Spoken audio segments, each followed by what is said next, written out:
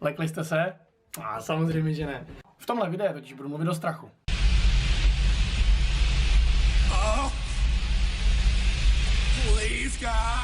Jak možná víte, jak jistě víte, jsem na Novém Zélandu. Nový Zéland díky své nádherné přírodě a díky turistům, kteří sem každý rok přijíždějí, je jedno z nejvíce vytížených extrémních míst na světě. To nemám podložené žádným výzkumem, to je zkrátka moje domněnka. Od doby, co jsem tady, což je někdy od května minulého roku, jsem sám prožil pár zajímavých věcí.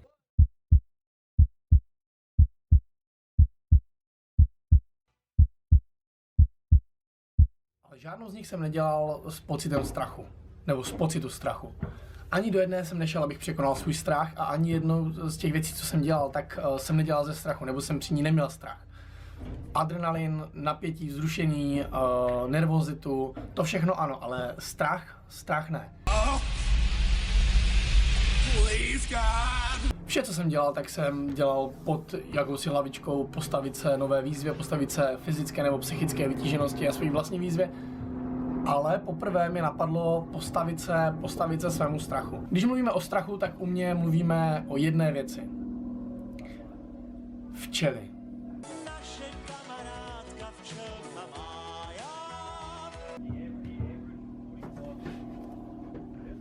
Ne, dělám si srandu.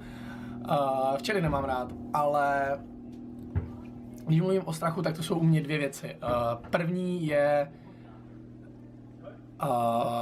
utopení se, respektive nedostatek kyslíku, udušení. Udušení se pod vodou, utopení, to je zkrátka ta možnost znovu se nadechnout, to mě děsí úplně neuvěřitelně moc a doufám, že to v životě nezažiju a proto jsem nikdy moc jakoby nebyl na potápění, nikdy jsem extra nepotápěl s maskou nebo takto. Druhá věc, ze které mám největší strach a pravděpodobně největší strach ze všeho vůbec,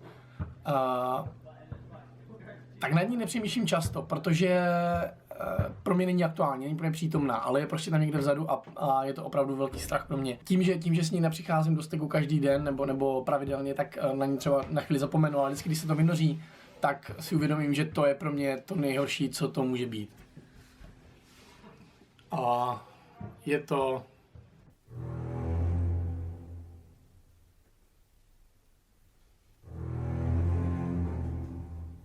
Už víte, kam tím směřuju.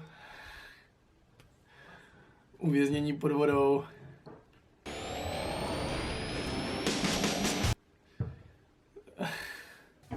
Dneska je pondělí 4. ledna. A příští pátek 15. ledna jedu se svým kamarádem Oliverem tady z Vanaky.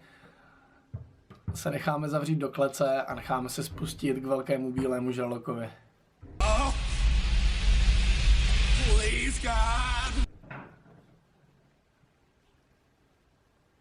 Teď, já když takhle říkám nahlas nebo na kameru, jsem to pořád ještě nic nedělá. Já jsem o sobě zjistil tady na Novém Zélandu, že věci prožívám až v momentě, kdy je dělám. Šel jsem na skok, šel jsem kamkoliv, co jsem tady dělal, co jste viděli na videích. Nikdy jsem na tím nepřemýšlel, prostě mi to nedochází jakoby dopředu. Nedělá to se mnou nic, nemám žádné tady tyhle jakoby obavy předem. Takže i když to teďka říkám nahlas, že se postavím vlastně svým dvou největším strachům zaráz, tak to se mnou nic nedělá, ale jsem si jistý, že až si budu oblíkat ten neoprén a budu mi zavírat do té klece, že už to bude sranda. Proč žraloci? Já jsem celou dobu, co jsem tady, tak na Zélandu se chodí dívat na velryby, chodí se dívat na tučňáky, chodí se dívat na delfíny. To jsou 3 věci, které jsem chtěl splnit. Absolutně mi nenapadlo, že bych mohl jít za žralokama. Teď z toho se stala docela komerční věc a pokud jakoby nemáte extra peníze, nebo nejste na výhodném místě, nebo nepracujete pro Twin Star Film, tak se jakoby k žralokům až tak extra nedostanete. A i když se k ním dostanete, tak to jsou většinou černocípí žraloci nebo citronoví žraloci, Twin Star. Ale absolutně jsem netušil, že se opravdu dá spustit za velkým bílým tím jako lidožravým žralokem.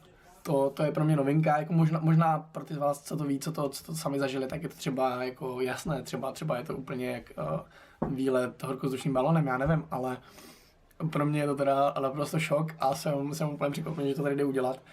Takže teďka trošku, zkrátka jsme se takhle bavili s kamarádem v práci, najednou to vypadlo, jakoby, že se to tady dá dělat. Jdeme do toho. Jsem strašně nadšený, uvidíme, jak to bude. z videí, oba dva, budeme tam dva, oba dva máme každý své GoPro, ani nevím, jestli tam je nějaká možnost zaplatit si zvláštní natáčení, uvidíme.